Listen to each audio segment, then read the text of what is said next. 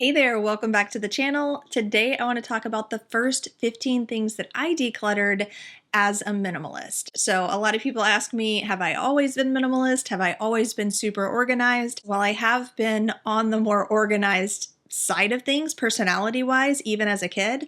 I definitely have not always been minimalist. So there was a process for me in deciding what to keep and what to let go of for myself that everybody else goes through as well. So that's what I'm sharing today, the first 15 things that I decluttered in my minimalist journey.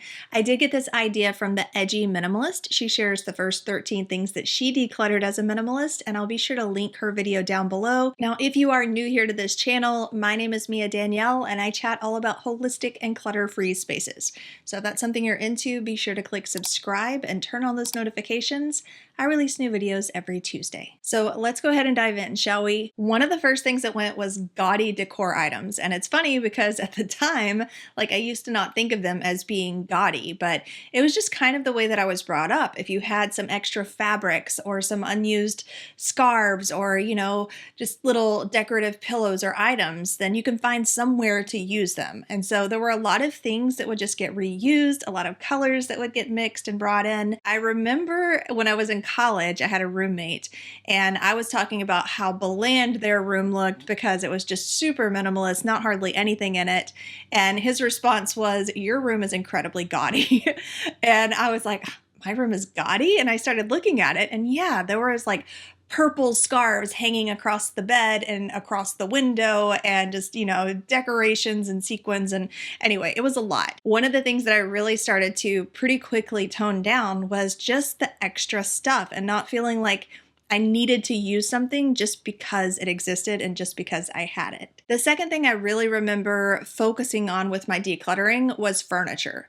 Extra furniture, pieces of furniture that I hated but had and felt like I needed to put somewhere. It was a lot of the same mindset that I had had about the decor items, was just, if you have something and you could potentially find a use for it somewhere, then let's find a use for it. Let's shove it in a closet and use it as an extra shelf. Or, maybe I could set up all of my documents and papers into some intricate filing cabinet using this wooden cabinet that I happen to have. It was just this whole mindset of, if you have it, then use it. Somehow we end up with a lot of furniture in my family, and it gets passed down. So it got passed down to me, it got passed on to my sister, and we're not talking about heirlooms necessarily, just furniture. And I also really enjoyed, as I've talked about before, going thrift shopping or going to my local consignment shop, and there would be furniture that would just be so low cost that it almost felt wasteful not to get it, So I would buy these pieces of furniture and bring them in. But I really do think that the quickest way to see results in your space, and this was definitely the case for me,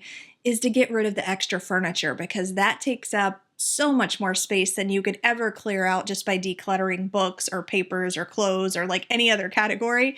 Furniture just naturally takes up a ton of space. So I started seeing some real results in my space when I started letting go of the extra furniture that I didn't want, didn't match anything else, and that was just kind of excess. Number 3 for me was probably cords. Whenever I started going through the furniture, a lot of the things that I was pulling out was just random cords that had kind of been scattered throughout the house.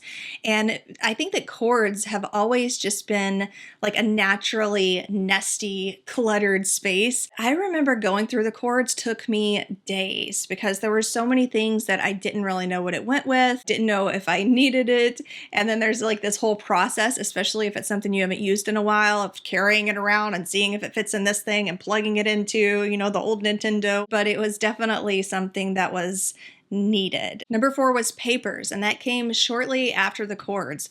All of this I feel was in a pretty close time span of going through the furniture and then the cords and then the papers. All of those kind of blended into each other because some of the furniture that I had was extra metal filing cabinets that I had found at Goodwill and, decided to try to wire hang all of my documents and papers onto. When I started moving out more furniture, that filing cabinet was one of the things that went, and that kind of forced me to go through my papers and start deciding what I actually wanted to do with them and started digitizing. And once I started digitizing, I kept going because it made things so much easier. A lot of you have seen that I've condensed all of my documents that I hold on to into like a single black zipper binder, and it's so much nicer and easier and portable and all of the things. And so going paperless, or at least starting the process to going paperless, was one of the early on things that I started decluttering, and it made a big difference. Number 5 was clothes and shoes. Pretty typical, but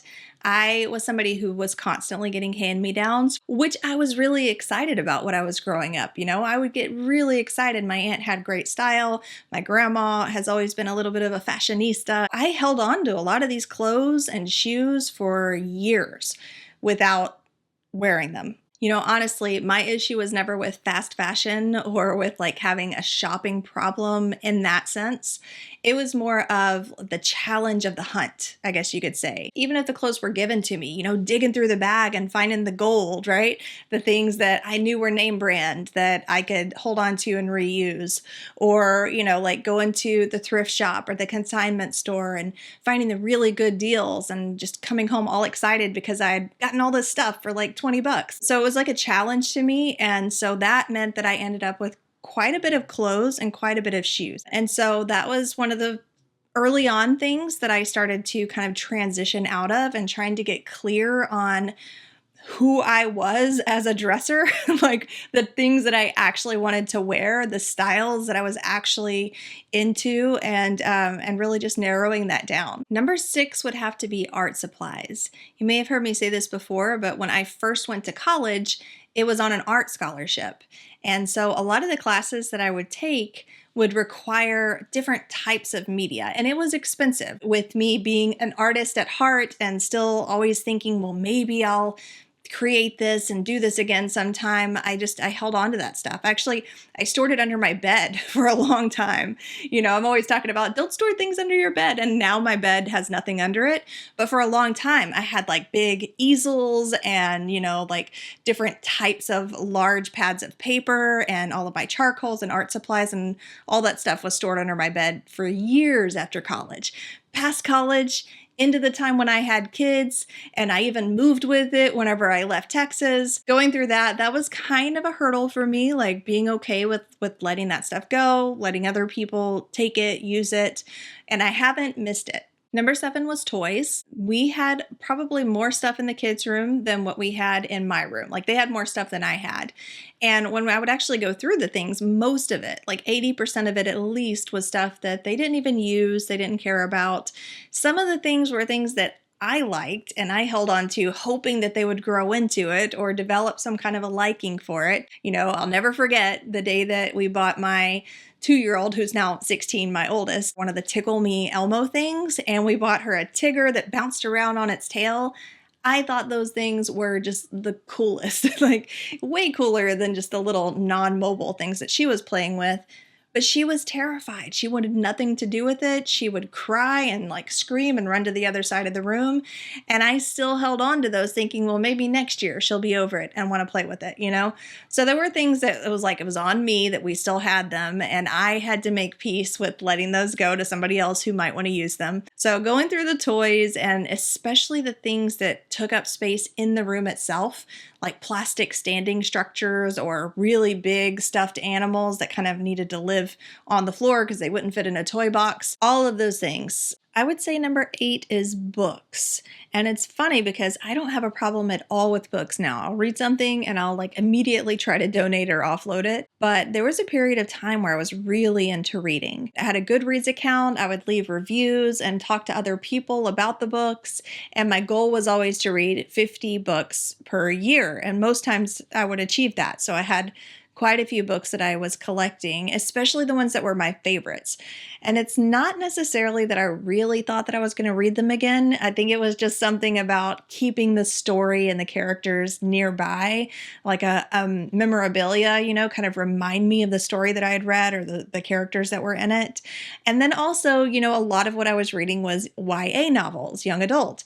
And so I kept thinking, you know, my girls are going to really enjoy reading these whenever they get older. Lo and behold, they were are not interested in my books. You know, my oldest loves reading and she does read YA books, but she still doesn't read my YA books. Like she's going to read her own thing, whatever's popular right now. So I really could have let those go many years ago when I was decluttering all of the other books. Number 9 was makeup. I grew up in a very makeup friendly family. My grandmother for years ago sold Merle Norman makeup. She would give a lot of the samples and the makeup to my mom. Like I actively remember this. We had bins of different types of makeup. For Christmas, a widely given gift was an Estee Lauder box, you know, like that opens up and has all the different shelves of trial makeup for you to try. It was really ingrained in me that makeup has value and that you can always use it. And so I was the same way. You know, I grew up and I had kids of my own, and I also had the cases, right, that opened up and had the different shelves and layers with different types of makeup. I didn't wear all of the makeup, right? I still probably used a minimalist amount of makeup. I just didn't own a minimalist amount of makeup. And so over time, I started to really streamline and decide what types of makeup I really wanted and was okay with even investing in, and being okay with like spending maybe a little bit more money to get makeup that made me feel good and that like felt good on my skin and was good quality, versus just collecting and having so much of this makeup, half of which was hand-me-downs. Number 10 was photos. And a lot of that I think had to do with timing, because the timing when I started coming into minimalism and trying to really downgrade a lot of my belongings was also the time when I was moving across states. We were trying to fit as much as possible into like an SUV that we could move with. And I didn't want all of our pictures to A, get damaged, and B, like have to find a little chest to store all of them in. And so that's kind of when I started going a little more digital with the pictures. I will say I wish that I had digitized earlier. There were some photos that I left behind, like at my mom's house, because we didn't have the room for them and I didn't digitize them in time. And some of those have gone missing. So I do recommend digitizing your pictures. Like, it's just the best way to preserve them, to save them. You know, like had I brought them with me, they still could have been damaged en route. But when you have them digitized, you always have that version of them there. When I recently went to visit my family back in Texas, I went through some of my own childhood photos that are actually my parents' photos, and I digitized those so that now I have access to them and I can put them on my little digital picture frame, and it's just much simpler and honestly a lot more enjoyable. Number 11, I would say pillows. And I don't know exactly why pillows seem to just proliferate and accumulate over the years. I mean, I kind of do. Like there have been periods where my neck was really bothering me, my back was really bothering me. I think that it was probably the mattress, because since we changed the mattress, all of that's gone and it's amazing. But there were many years where I'm like, a pillow is cheaper than a mattress. So I would try these different like memory foam or feather or, you know, just like different types of pillows. And those ended up accumulating quite a bit. Just like with anything else, like ever since I've narrowed down to the pillows that just feel perfect to me, I've found these 2 king size feather pillows. I sleep with these 2 pillows every night. And every night that I lay down, I'm like, yes, this is it, you know? And maybe it took me a little bit to be able to find that, but I just do not need to have 10 different pillows surrounding me to be comfortable. Number 12 was probably cleaning supplies, because I did used to have a separate cleaning supply or solution for each type of material that might exist inside of my home. And really, I found that I only need like 3. You know, I like to have some Windex, I like to have some Pledge for the wood, and I like to have an all-purpose cleaner. Sometimes I'll oscillate with the all-purpose cleaners, but I really only need 1 at a time. And I attribute a lot of that to just getting into the practice of minimalism, and kind of like I've said before, like when you start to work on one area of your life, you start to hear about other areas. And so some of those other areas that I heard about were things like, you know, eco-friendly living and using organic products and making your own this or that.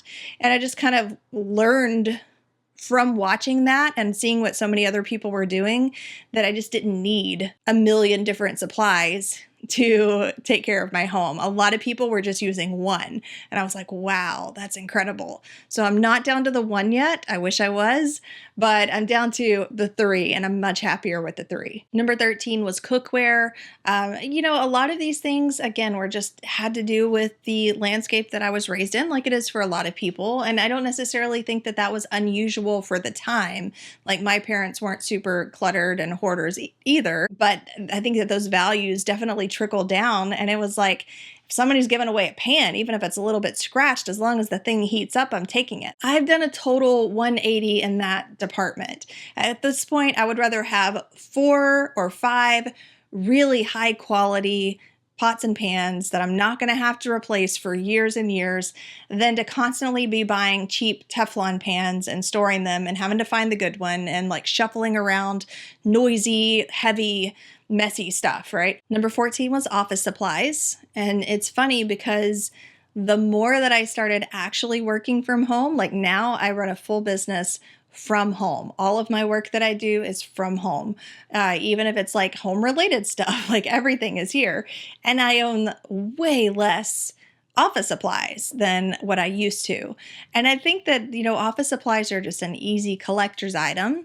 You never know when you're going to want to use something like paper clips or, the little pincher things that hold all the little papers together. I remember like just having a box of these things that just lived in my bin or in my drawer, or they would get scattered around the bottom of the bin or the drawer.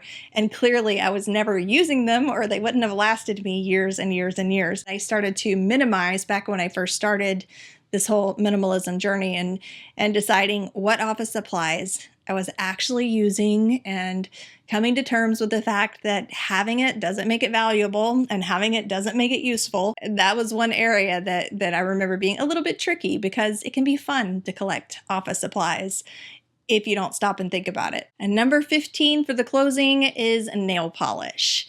One of the first videos that I made, I think it was one of the first, probably in the first 6 months of me having this YouTube channel, was things that I only own one of as a minimalist. And one of those was nail polish. I had one pink nail polish, and I don't even have that anymore. Now I have no nail polish. But that was not always the case. That was such a contrast from when I first started decluttering my stuff and first started coming into minimalism. I had boxes of nail polish. A lot of them were colors that I would never consider using, or like sparkly glitter polish that had been mixed into other batches that I had purchased. Nobody's going to want you to use nail polish, so you kind of just have to throw those things away. And that always just set wrong with me back at that time when I was just adjusting to redefining what waste was. But that was a thing, and it's not a thing anymore. It's funny when you like go back to the beginning and you start thinking of how much stuff you used to have and why you used to collect things. It just doesn't really even make sense, but nail polish was one of them. So that's it. Those are the first 15 things that I decluttered when I first started to practice minimalism. If you liked this video, be sure to give it a thumbs up. And if you're into topics like holistic, clutter-free living, minimalism, decluttering, simplifying, be sure to go ahead and subscribe and turn on those notifications. And I'll catch you here next week.